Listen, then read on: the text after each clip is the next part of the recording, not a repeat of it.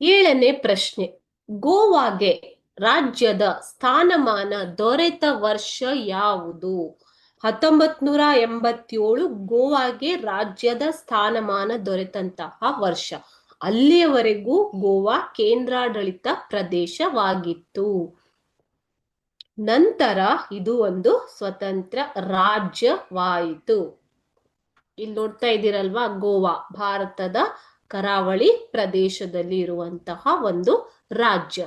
1987ರವರೆಗೂ ಅದು ಕೇಂದ್ರಾಡಳಿತ ಪ್ರದೇಶವಾಗಿತ್ತು. ನಂತರ ಅದು ರಾಜ್ಯವಾಗಿ ರಚನೆ ಆಯಿತು.